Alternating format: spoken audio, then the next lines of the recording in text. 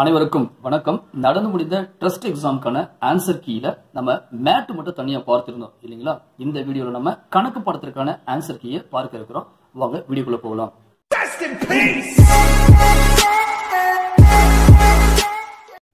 இந்த வீடியோல நம்ம கணக்கு பாடத்திற்கான ஆன்சர் கீயை பார்க்க இருக்கிறோம். எக்ஸாம் எழுதி முடிச்சவங்களுக்கு இது ஆன்சர் கீ. ஆனா அடுத்த வாரம் விட்டு அதற்கடுத்த வாரம் எக்ஸாம் எழுத இருக்கக்கூடிய 8ஆம் வகுப்பு மாணவர்களுக்கு இது ரொம்பவே முக்கியத்துவம் வாய்ந்த ஒரு வீடியோ. ஏன் அப்படின்னு பார்த்தோம் அப்படின்னா, இந்த எக்ஸாம்ல கேட்கப்பட்டிருந்த 25 கேள்விகளுமே 8ஆம் வகுப்பு புத்தகத்திலிருந்து வந்தது. அதே நேரத்துல ஒரு கேள்வின்னு எடுத்துக்கிட்டோம் அப்படின்னாக்க அந்த கேள்வியில இருக்கக்கூடிய ஏதோ ஒரு வார்த்தை நம்முடைய ஆன்சரை அழகா தேடி பிடிக்கும்படி அமைக்கப்பட்டிருந்தது. சரி, இந்த 25 கேள்விகளுக்கான ரொம்பவே சில கேள்விகளை நம்ம பார்க்கும்போது நாம இதுவரைக்கும் படிச்சிருந்த பகுதிகளை திரும்ப ஒரு நினைவுபடுத்திக்கிறதுக்கான ஒரு வாய்ப்பாக நம்ம பார்க்கலாம். சரி, வாங்க ஒவ்வொரு கேள்வியும் பார்க்கலாம். முதல் கேள்வி, 161 742 எளிய வடிவில் உள்ள பகுதியின் இலக்கங்களின் கூடுதல் என்ன?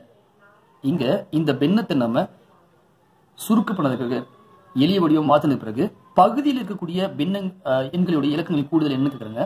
இதை சுருக்கும் போது 7ஆம் வாய்ப்பாடால் சுருக்கலாம். மேல சுருக்குனா 7ஆம் வாய்ப்பாடுல 23 கிடைக்கும். அதே போல பகுதியில் சுருக்கும் போது நமக்கு 106 கிடைக்கிறது. சரிங்களா? சரி, இப்போ பகுதியில் இருக்கக்கூடிய இலக்கங்களின் கூடுதல் அப்படின்னு பார்த்தோம்னா 1 கூட்டல் 0 கூட்டல் 6 கூட்டினா 7ன்னு நமக்கு ஆன்சர் கிடைக்குது. இரண்டாவது கேள்வி, 5/6 வகுத்தல் 3/2 மைனஸ் 2/3 இப்படி ஒரு கேள்வி கேட்டிருக்காங்க. ஸோ இதுக்கான ஆன்சரை நம்ம பார்க்கணும் இல்லைங்களா? இங்க இந்த கேள்வியானது போர்ட் மாஸ் ரூல்ஸ் படி அமைக்கப்பட்டிருக்கு. அதாவது போர்ட் மாஸ் ரூல்ஸ் படி அமைக்கப்பட்டிருந்தா போர்ட் மாஸ் ரூல்ஸை யூஸ் பண்ணி நம்ம ஆன்சரை வர வைக்கணும். வேற மாதிரி நம்ம போட்டோம் அப்படின்னா ஆன்சரே மாறிடும். சரிங்களா? சரி, இங்க பார்க்கும்போது இந்த பிராக்கெட் தான் முதல்ல கணக்கு கண்டுபிடிக்கணும். இங்க பாருங்க, 3 2 6, இந்த 3 குறுக்கு பெருக்கல் சேர்த்தணும் 9, இந்த 2 குறுக்கு பெருக்கல் 4, இதை கழிக்கிறோம் அப்படின்னா 5 கீழே 6, ஏற்கனவே 5/6 வகுத்தல் 5/6. சரிங்களா? ஸோ இதை நம்ம வகுக்கும்போது ஆன்சர் நமக்கு 1 கிடைக்கிறது. அடுத்தது பார்க்கலாம். ஒவ்வொரு ஒற்றைப்படை எண்ணின் கணமானது இரட்டைப்படை எண்ணாகும். ஒவ்வொரு ஒற்றைப்படை எண்ணின் கணமானது இரட்டைப்படை எண்ணாகும். ஒற்றைப்படை எண்கள் நமக்கு தெரியும். 1 3 5 7 9 11 போயிட்டே இருக்கும். இந்த எண்களுக்கு நம்ம கணம் எடுத்தோம் அப்படின்னாக்க இரட்டைப்படை எண் தான் கிடைக்கும் அப்படிங்கிறாங்க. கண்டிப்பாக இல்லை, இந்த கூற்று தவறானது. சரி, அதுக்கு அடுத்து போலாம். கூற்று 2, ஓர் இயல் எண்ணானது 3 அல்லது 7 முடிந்தால் அதன் கணமானது முறையே 7 அல்லது 3 முடியும். கண்டிப்பாக இருக்கு. ஆமா, இப்ப 7க்கு நம்ம ஒரு கண எண் எடுக்கிறோம் வச்சுக்கோங்களேன். 7க்கு கணம் எடுத்தோம் அப்படின்னாக்க 343 கிடைக்குது. 7க்கு கணம் எடுத்தோம்னா அதுல கிடைக்கக்கூடிய எண்ணு முடிவுல 3 இருக்கு. சரி, 3க்கு கணம் எடுக்கிறோம் அப்படின்னா 27 கிடைக்கிறது. அதை முடியக்கூடிய எண் 7. அப்போ 7க்கு கணம் எடுத்தா 3 முடியுது, 3 கணம் எடுத்தா 7 முடியுது. இந்த கூற்று சரி. கூற்று 1 தவறு, கூற்று 2 சரி. இங்க இருக்கக்கூடிய 4 ஆப்ஷன் எதுன்னு பார்த்தோம் அப்படின்னாக்க நமக்கு ஆன்சர் 3. சரிங்களா? அடுத்தது, பின் வருவனவற்றுள் எது சரி? பின் வருவனவற்றுள் எது சரி? இங்க இருக்கக்கூடியது எல்லாம் பார்த்தோம்னாக்க நமக்கு சோ இந்த அடுக்குக்குறி விதிகள் இருக்கும்ல, அந்த விதிகளை பயன்படுத்தி வந்திருக்க கேள்விகள். இங்க 3/0 நமக்கு தெரியும். Anything power 0 value 1. அப்போ 1 கூட்டல் 3 4 வந்திருக்கணும். அப்போ இது சரி கிடையாது, இது தவறு. அடுத்து இங்க வருவோம். 3/-1, அதாவது நமக்கு தெரியும் a பவர் m. இதை மாத்தி எழுதினாக்க 1/a பவர் -m எழுதலாம். இல்ல 1/a power m equal to a⁻−m. So இந்த ஐடென்டி நமக்கு தெரியும் இல்லையா? அதன்படி பார்க்கணும் அப்படின்னாக்க இதுக்கு ஆன்சர் 1/9 தான் கிடைக்கணும். ஆனா 1 கிடைச்சிருக்கு அப்படின்னா இதுவும் ஆன்சர் கிடையாது. அடுத்தது இங்க இந்த பார்த்தோம் அப்படின்னாக்க இந்த rules a⁻m of whole power n அப்படின்னாக்க இதுக்கு பார்த்தோம்னா a power m into n அப்படின்னா 2 10. ஆனா இங்க 3 வந்துருக்குல்ல, இதுவும் கிடையாது. இங்க பார்த்தோம் அப்படின்னாக்க 2/3 ஆஃப் ஹோல் பவர் 10. ஆனா அது 3/2 ஆஃப் ஹோல் பவர் -10 இருக்கு. இது சரி. சரிங்களா? அடுத்த கேள்வி பார்க்கலாம். இங்க 5வது கேள்வி, கொடுக்கப்பட்ட படத்தின் சுற்றளவு என்ன? கொடுக்கப்பட்டுள்ள படத்தினுடைய சுற்றளவு என்னன்னு கேட்கிறாங்க. இங்க ஒரு செவ்வகம் இருக்கு, அதோடவே ஒரு சமபக்க முக்கோணம் பொருத்தப்பட்டிருக்கு. செவ்வகத்தினுடைய இந்த பக்கமும் சமபக்க முக்கோணத்தினுடைய அடிப்பக்கமும் பொருந்திருக்கு. இங்க கேட்கக்கூடிய கேள்வியானது சுற்றளவு அப்படின்னு பார்த்தோம்னா, சுற்றளவுனா இது சுற்றி இருக்கக்கூடிய பவுண்டரி, அதாவது எல்லை கோடுகள் மட்டும் கூட்டினா போதும். அப்படின்னா 1 2 3 4 5 5 பக்கங்களை கூட்டணும். இங்க செவ்வகத்துக்கு நமக்கு பிரச்சனை இல்லை. ஸோ இங்க 10னா இங்கேயும் 10, இங்க 5 சென்டிமீட்டர் இருக்கு அப்படின்னா இந்த இடத்துல 5 சென்டிமீட்டர். ஆனா இந்த பக்கத்துல நம்ம கணக்கு வைக்க போறது இல்லை. அதுக்கு பதிலா இங்க இருக்கக்கூடிய முக்கோணம் சமபக்க முக்கோணம். சமபக்க முக்கோணத்துல 2 கோணங்கள் ஒரே அளவா இருக்கு, 60 டிகிரி 60 டிகிரி அப்படின்னா இதுவும் 60 டிகிரி இருக்கும். அதனால நம்ம சமபக்க முக்கோணம் சொல்றோம். சமபக்க முக்கோணத்துல அனைத்து பக்கங்களுடைய அளவுகளும் பக்கங்களின் நீளமும் சமமா இருக்கும். நீங்க 5 சென்டிமீட்டர் இருக்கு. ஏன் இங்க பார்த்தோம்னா இந்த செவ்வகத்தினுடைய இந்த பக்கமும் முக்கோணத்தினுடைய பக்கமும் சரியா பொருந்திருக்கு. இந்த சமபக்க முக்கோணத்துல ஒரு பக்கம் 5னா 3 பக்கமும் 5 தான். அப்படின்னா இது 5 இது 5. ஸோ 10 5 5 10 5 இது மொத்தத்தையும் கூடினா நமக்கான ஆன்சர் கிடைச்சிடும். அதாவது 10 கூட்டல் 10 20, 5 கூட்டல் 5 30, 5 35 சென்டிமீட்டர். சரி, அடுத்த கேள்வி பார்க்கலாம். ஓவை மையமாகவும் ஏ அலகு ஆரமும் கொண்ட கொடுக்கப்பட்ட வட்டத்தில் நிழற்ற பகுதியின் பரப்பளவு என்ன? இந்த கேள்வி பார்க்கும்போது இங்க முழு வட்டமானது 1 2 3 4 5 6 7 8 8 சமபங்களா பிரிக்கப்பட்டிருக்காங்க. சரிங்களா? இங்க 8 சமபங்கா பிரிக்கப்பட்டிருக்காங்க. ஒரு வட்டத்தில் அமையக்கூடிய மொத்த கோணம் 360 டிகிரி நமக்கு தெரியும். இங்க 8 சமமா பிரிச்சிருக்காங்க. அப்படின்னா ஒவ்வொரு பங்களுக்குரிய கோணமும் எவ்வளவு இருக்கும் அப்படின்னா 8 அளவுக்கு தான் நமக்கு கிடைச்சிடும். 45 டிகிரி நமக்கு கிடைக்கிறது. இப்போ இந்த வட்டத்துல ஆரம் கொடுத்திருக்காங்க ஏ. நாம எந்த வட்ட கோண பகுதியினுடைய பரப்பளவு கண்டுபிடிக்கணுமோ அதற்கான கோணம் 45 டிகிரின்னு கொடுத்திருக்காங்க. இப்போ பரப்பளவு கண்டுபிடிக்கணும் அப்படின்னாக்க நமக்கு தெரியும் தீட்டா பை 360 பெருக்கல் பை ஆர் ஸ்கொயர். ஆர் பதில ஏ ஸ்கொயர் போடலாம். இதெல்லாம் நம்ம சப்ஸ்டிட் பண்ணும்போது இங்க 45 பை 360 இது கேன்சல் பண்ணா நமக்கு 8 அப்படின்னா ஆன்சர் நமக்கு இது கிடைச்சிடும். அடுத்த கேள்வி பார்க்கலாம். ஒரு முக்கோண பிரமிடில் அமைந்துள்ள விளிம்புகள் முகங்கள் உச்சிகள் எண்ணிக்கை முறையே. இந்த இடத்துல நாம முக்கோண பிரமிடு இருக்கக்கூடிய விளிம்புகள் முகங்கள் உச்சிகள் சொல்லும்போது எல்லாருமே என்ன பண்ணுவோம் அப்படின்னாக்க இந்த ஆன்சருக்கு போயிடுவாங்க. ஏன் அப்படின்னா நமக்கு ஒரு ரூல்ஸ் ஒன்று இருக்கு. அதாவது ஒரு விதி நம்ம படிச்சிருப்போம். அதாவது எஃப் கூட்டல் V minus E equal to 2. அதாவது ஞாபகம் வருதுங்களா? இதுக்கு ஆயிலர் விதி. அந்த விதியின் படி இங்க இருக்கக்கூடிய எண்களை பிரதிட்டு பார்த்தோம் அப்படின்னா நமக்கு 2 வருதா, அதுதான் ஆன்சர் சொல்லிட்டு நம்ம இதை போயிடுவோம். ஆனா இங்க வார்த்தைகளை முன்ன பின்ன மாத்தி போட்டிருக்காங்க. விளிம்புகள் தான் முதல் கேட்டிருக்காங்க. நமக்கு தெரியும் முக்கோண பிரமிடு இங்க விளிம்புகள் கேட்டிருக்காங்க 1 2 3 4 5 6. சரிங்களா? இங்க பாருங்க விளிம்புகள் முதல்ல கேட்டிருக்காங்க. விளிம்புகள். அடுத்தது முகங்கள் 1 2 3 அடிப்பக்கத்தில் 1 4 முகங்கள். உச்சிகள் 3 பக்கங்களின் கோடுகள் 3 விளிம்புகள் சேரும் இடம் உச்சி நமக்கு தெரியும். 1 2 3 4 அப்படின்னா 4. இப்போ 6 4 4 நமக்கு தேவையான ஆன்சர் இது. இங்க அதாவது விளிம்புகள் முகங்கள் உச்சிகள் நமக்கு தெரியும். ஸோ அதாவது ரூல்ஸ் வந்து ஃபேஸ் வெர்டெக்ஸ் அண்ட் எட்ஜஸ். இந்த ஆயிலர் விதியை யூஸ் பண்ணி நம்ம ஆன்சர் கண்டுபிடிக்க போறோம் அப்படின்னா இங்க போட்டிருந்தோம் அப்படின்னாக்க கண்டிப்பா தப்பாயிட்டு இருக்கும். இங்க கேட்கப்பட்ட கேள்வியில வார்த்தைகளை முன்னாடி பின்னாடி போட்டிருக்காங்க. சரி, அடுத்த கேள்வி பார்க்கலாம். 11 சென்டிமீட்டர் ஆரமுள்ள வட்டக்கோண பகுதியின் பரப்பளவு 154 சென்டிமீட்டர் ஸ்கொயர் எனில் வில்லின் நீளம் என்னன்னு கேட்கறாங்க. வில்லின் நீளம் L = என்ன அப்படின்னு கேட்கறாங்க. நமக்கு தெரியும் ஒரு வட்டத்தினுடைய ஒரு வட்டம் இருக்கு. அதுல வட்டக்கோண பகுதி, அந்த வட்டக்கோண பகுதியில ஆரம் கொடுக்கப்பட்டு வில்லின் நீளமும் கொடுக்கப்பட்டு இந்த பகுதியினுடைய பரப்பளவு கண்டுபிடிங்க அப்படின்னு சொன்னாக்க நமக்கு தெரியும் formula area equal to 1/2 L × R square units நமக்கு தெரியும். இங்க ஏரியா கொடுத்துட்டாங்க. அதாவது 154 ஈக்குவல் டு 1/2 L தான் நம்ம கண்டுபிடிக்கணும் இல்லையா, வில்லி நீளம் இன்ட்டு ஆர். ஆர் இங்க கொடுத்துருவது 11. இப்போ இந்த 11 இந்த 154 சுருக்குவோம். ஒரு 11 இங்க ஒரு 11 இது 4 14.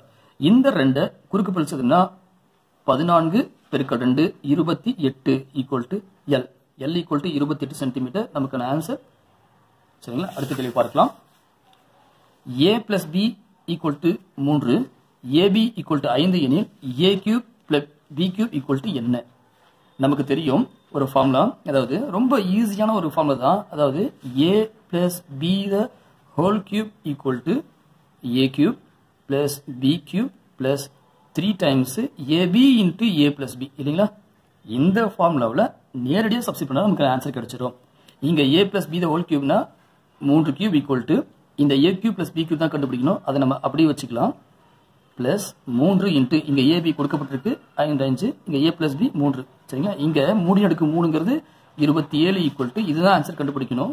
A cube B cube plus இது எல்லாத்தையும் நம்ம சுருக்கணும்னா 45 கிடைக்கும். இந்த 45 இந்த பக்கம் கொண்டு வந்தனாக்க 27 மைனஸ் 45 அப்படின்னா இது சுருக்கும் போது நமக்கு -18 ஆன்சர் கிடைக்கிறது. ஆன்சர் -18.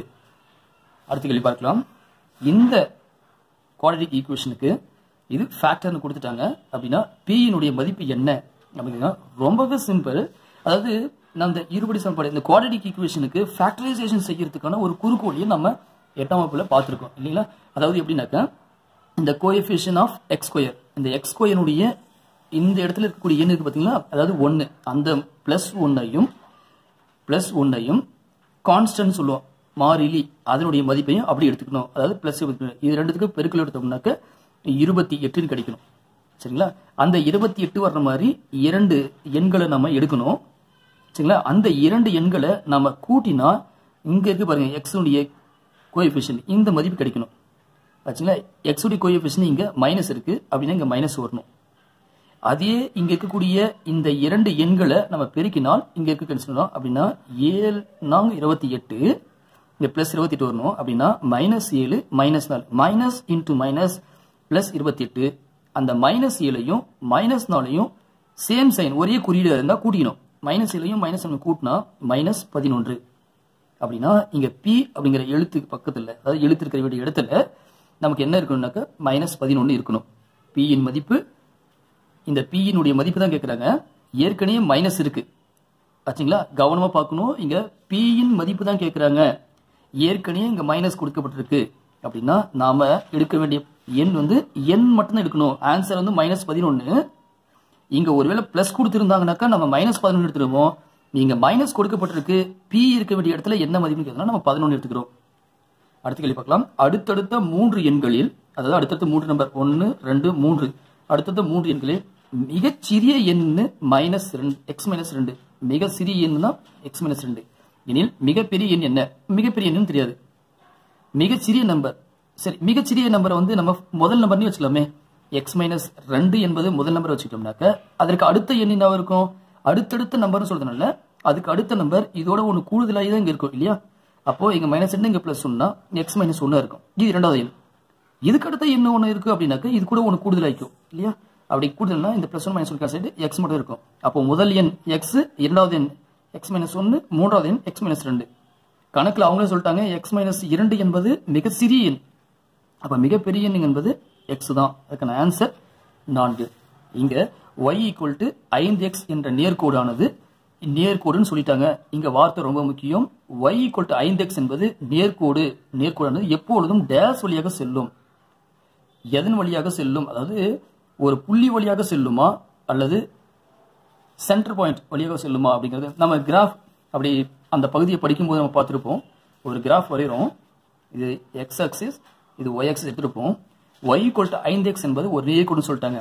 இந்த நேர்கோடானது இங்க இருக்கக்கூடிய 4 புள்ளிகள்ல எதன் வழியாக செல்லும் அப்படிங்கறத நம்ம கண்டுபிடிக்கணும்.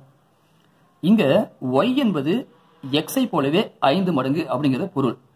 இந்த மாதிரி நேர்கோடை கண்டுபிடிக்கிறதுக்கு நம்ம பாக்ஸ் ஒன்று போடுவோம். அதாவது x க்கு ஒரு வேல்யூ இருக்கும் y க்கு ஒரு வேல்யூ. x க்கு வந்து சோ இந்த மாதிரி இருந்தாக்க நம்ம என்ன பண்றோம் -1 0 +1 எடுத்துருப்போம். அப்போ y க்கு இருந்தாக்க என்ன வேல்யூனா 5x. அந்த 5x னா -5 0 +5 -1 -5 பாயிண்ட்னா இந்த இடத்துல வரும். 0,0னா இந்த பாயிண்ட்ல வரும். 1,5னா இந்த வழியா போகும். சோ இப்போ ஸ்ட்ரெயிட் லைனா போயிட்டு இருக்கும் இல்லையா? இப்போ இந்த ஸ்ட்ரெயிட் இந்த பாயிண்ட்ஸ் இங்க -1,5 0,0 1,5 இந்த 3 மதிப்புகள்ல இங்க பார்த்தோம் அப்படின்னா இது கொடுத்துருங்க. சப்போஸ் 0,0 கொடுக்காம -1,5 இங்க கொடுத்திருந்தா அது ஆன்சர். இதுவும் இல்லாம 1,5 1,5 சொல்லி இங்க கொடுத்திருந்தாலும் அது ஆன்சர். எந்த புள்ளி வழியாக செல்கிறது தான் கேள்வி. அப்போ இங்க பார்க்கும்போது 0,0 வழியாக இந்த y = 5x என்ற கூடானது செல்கிறது. அடுத்த கேள்வி பார்க்கலாம். 6வது ஃபிபொனாச்சி எண்ணின் கனமூலம் என்ன அப்படின்னு கேட்கறாங்க.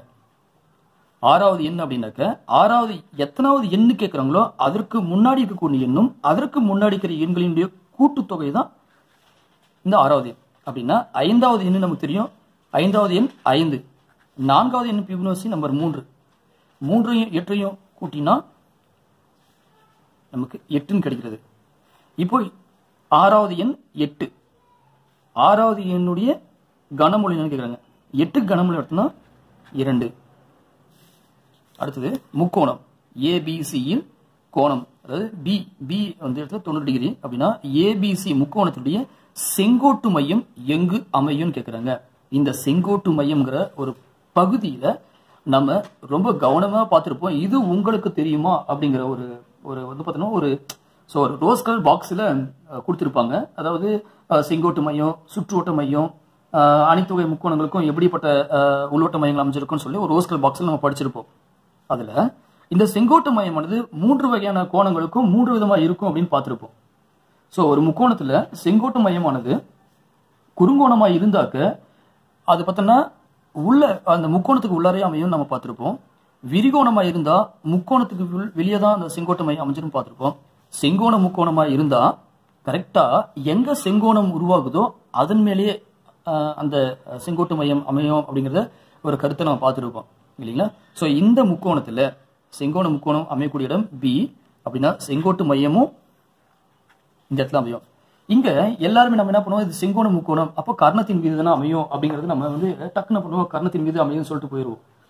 எல்லாருமே அந்த மாதிரி சொல்லுவாங்க. கர்ணத்தின் மீது அமையக்கூடிய மையம் எதுன்னு பார்த்தோம்னா சுற்றுவட்ட மையம் தான் கர்ணத்தின் மீது அமையும். ஸோ செங்கோட்டு மையம் வேற, சுற்றுவட்ட மையம் வேற, கவனமாக இருக்கணும். அடுத்த கேள்வியை பார்க்கலாம். இங்க 2 முக்கோணங்கள் ஏபிசி அப்படிங்கிற ஒரு முக்கோணமும் முக்கோணம் PQR 2 முக்கோணமும் சர்வசம முக்கோணங்கள், சிமிலாரிட்டி முக்கோணங்கள். இங்க கோணம் A 63 டிகிரி, கோணம் B 57 டிகிரி அப்படின்னா கோணம் R ஆனது எவ்வளவு அப்படின்னு கேட்குறாங்க. இது ரொம்ப ஈஸியானது.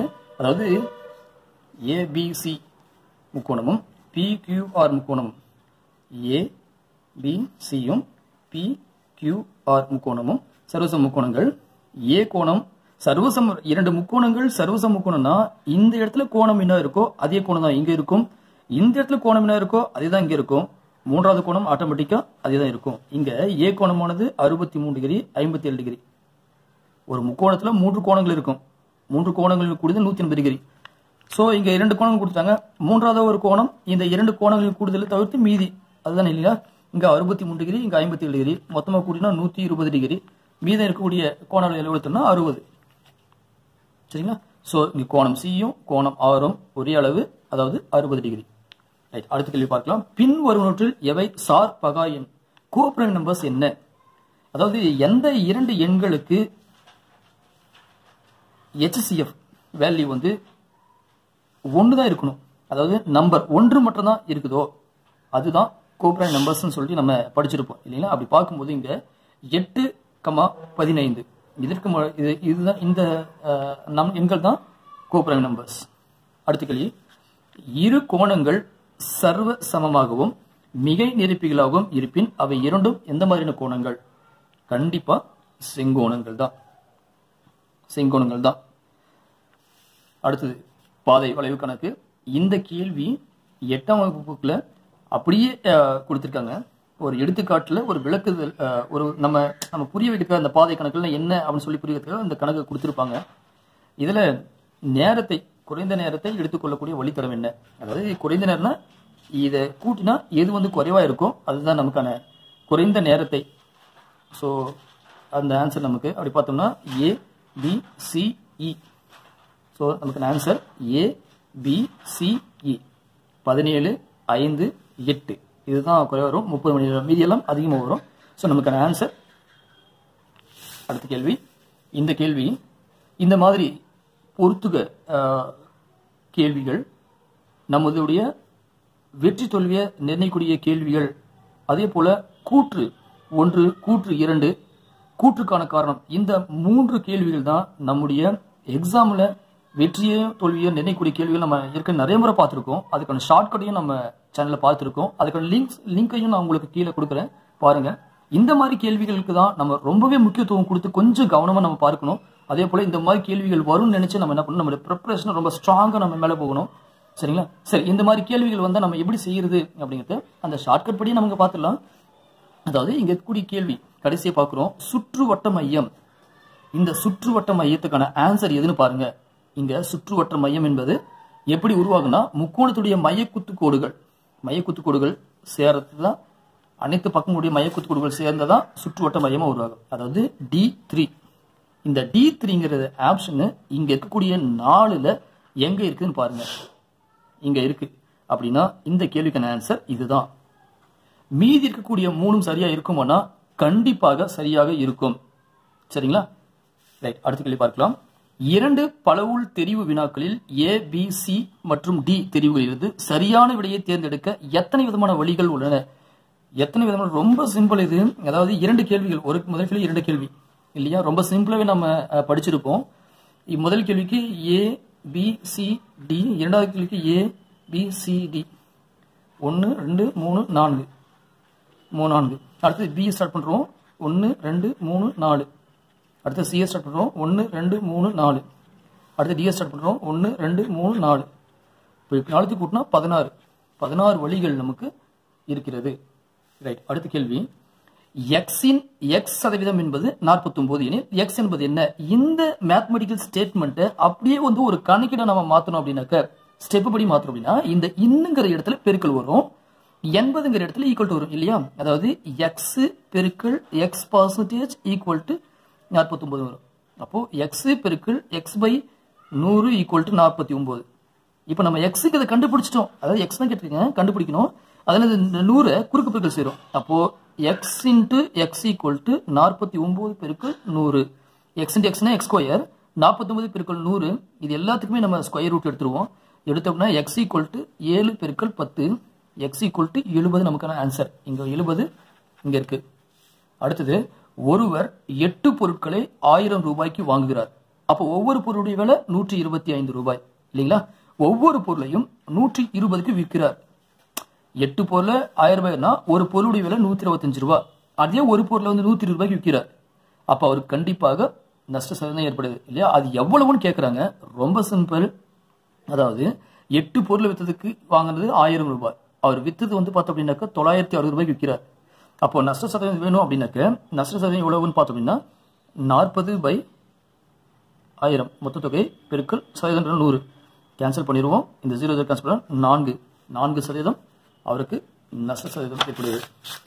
ரைட், ஒரு வேலையின் 3இன் ஒரு பகுதியை 8 நாட்களில் முடிப்பார் எனில் அவர் அந்த வேலையின் 3/4 நாளை எத்தனை நாள் முடிப்பார்? இந்த கேள்வியை இதை வந்து பார்த்தோம்னா நேரம் கற்று காலம் அந்த கணக்கீடுகள்ல ரொம்பவே ஈஸியாக நம்ம எப்படி ஆன்சர்லாம் கண்டுபிடிக்கலாம் நம்பரை வந்தா அப்படிங்கிறத ட்ரிக்ஸ் நம்ம பார்த்துருக்கோம். அந்த லிங்க்கை நம்ம கீழே கொடுக்குறோம் பாருங்க. ஆனா இந்த கணக்கீடுகளே இல்லாம ரொம்ப சிம்பிளா மேத்தமெட்டிக்கல் ஸ்டெப்பா நம்ம எப்படி நம்ம கண்டுபிடிக்க போறோம்ன்றத பாருங்களேன். இங்கே பாருங்க, இதை வந்து தமிழ்ல பொறுத்தவரை இங்கிலீஷ்ல கொஞ்சம் ஈஸியா போட்டுலாம். 1/3 of a work in 8 days. இந்த 1/3 தட் இஸ் 1, இந்த ஆஃப்க்கு பெருக்கல் போட்டுருவோம். எ ஒர்க்கு அதை வந்து எக்ஸ் வச்சுப்போம். இப்போ இன் 8 days அதாவது 8 பிடிச்சிக்கலாம். சரிங்களா? இப்போ நமக்கு இங்க எக்ஸ் தான் வேணும். அது எக்ஸ் ஈக்குவல் டு இந்த 3 குறுக்கு பெருக்கினா ஈக்குவல் டு என்ன? அதாவது ஒரு வேலை 24. சுருக்கமா சொன்னாக்க நம்ம புரிஞ்சுக்க மாதிரி சொன்னா 24 ஒரு இந்த பேனாவை வச்சுக்கோங்களேன். 24 பேனாவை தயாரிக்கணும். மொத்தமா தயாரிக்க வேண்டிய பேனாக்கள் எண்ணிக்கை 24. மொத்தமா தயாரிக்க வேண்டிய பேனாக்கள் எண்ணிக்கை 24. அதுல 24 பேனாக்களை 3 பகுதியா பிரிச்சோம் அப்படின்னாக்க 8 8 8 இல்லைங்களா? அதுல ஒரு பகுதி முடிக்கிறதுக்கு ஒரு 8 நாள் ஆகுதான். இதுதான் நம்ம புரிதலுக்காக நம்ம வச்சிரும் பேனாக்கள் வச்சிரும். இப்ப மொத்தமா தயாரிக்க வேண்டிய பேனாக்கள் எண்ணிக்கை 24. சரி, அடுத்தது வாங்களேன். அடுத்த லைன்ல பாருங்க, 3/4 of the same work in dash days. 3/4 அப்போ 3/4 OF ஆஃப் பெருக்கல் போட்டுக்கிறோம். த சேம் ஒர்க் என்னங்க? எக்ஸ் இல்லைங்களா? எக்ஸ் ஈக்குவல் டு எத்தனை டேல் இருக்கு? டேஷ் டேஸ் நமக்கு தெரியாது. டேஷ் இந்த எக்ஸ் நம்ம ஏற்கனவே வேல்யூ கண்டுபிடிச்சிருக்கோம் இல்லையா? அந்த வேல்யூ கொண்டு சப்ஸ்டிட் பண்ணிடுவோம். அந்த வேல்யூ கண்டுபிடிச்சு நம்ம எக்ஸ்ங்கிறதுல 24 சப்ஸ்டிட் பண்ணிடுவோம். தட் இஸ் தெரியாது, எக்ஸ் டேஸ் தெரியாது இல்லையா? அதான் ஆக்சுவலி நம்ம எக்ஸ்ன்னு போடணும். இந்த எக்ஸ் வந்து இதை குறிக்கும், அதனால போட்டிருக்கேன். சேம் ஒர்க்னு சொன்னால ஆக்சுவலி நம்ம கண்டுபிடிக்கிறது டேஷ் டேஸ் தான். அப்போ 3/4 இன்டூ இந்த எக்ஸ்ங்கிறது 24 போடுவோம் ஈக்குவல் டு டேஷ். அது அந்த எக்ஸ் நம்ம கண்டுபிடிக்கிற நாட்கள் எண்ணிக்கை 1 இதை பெருக்கினா 624 6 பெருக்கல் 3 18 நமக்கான ஆன்சர் 18. அடுத்தது முதல் 10 பகு எண்களின் வீச்சு என்ன? நமக்கு வீச்சுன்றது தெரியும். ஒரு எண்களுடைய வரிசை இருந்தாக்க அந்த எண்களை ஏறு வரிசையில நம்ம அமைச்சிருவோம். அமைச்சதுக்கு பிறகு இருக்கக்கூடிய மிகச்சிறிய எண்ணுக்கும் மிகப்பெரிய எண்ணுக்கும் ஸ்மால் நம்பருக்கும் லார்ஜஸ்ட் வேல்யூக்கும் the difference between a largest value and small value equal to range நமக்கு தெரியும். அப்படின்னா முதல் 10 பகு எண்கள்ல முதல் எண் என்ன அப்படின்னு பார்த்தோம்னா 4. 10வது பகு எண் என்னன்னு பார்த்தோம்னாக்க நமக்கு பார்த்தோம் அப்படின்னாக்க என்ன கிடைக்கிறது அப்படின்னா 4 6 அந்த வரிசையில் அதே மாதிரி 10வது 18 கிடைக்கும். பெரிய வேல்யூ 18, சிறிய வேல்யூ 4. இது ரெண்டுத்துக்கும் வித்தியாசம் எடுத்தோம் அப்படின்னாக்க நமக்கான ஆன்சர் 14. அடுத்த கேள்வி, சுடரொளியின் மாத குடும்ப செலவு வட்ட விளக்கு படுவத்தில் கொடுக்கப்பட்டுள்ளது. கல்விக்காக ரூபாய் 12,000 செலவு செய்கிறார். அவரின் மொத்த வருமானம் என்ன? இந்த படவிலக்கத்துல கல்வி இங்க இருக்கு, அதுல 20%. அதாவது ரொம்ப சிம்பிளா சொல்ல போனா 20% என்பது 12,000 நம்ம எடுத்துக்கிறோம். சரிங்களா? அப்படின்னா 1% எவ்வளவு? 600. நீங்க கேட்கக்கூடிய கேள்வினா மொத்த வருமானம் என்ன? இந்த மொத்தமா இருக்கிறது எவ்வளவுன்னு பார்த்தோம் அப்படின்னா 100%.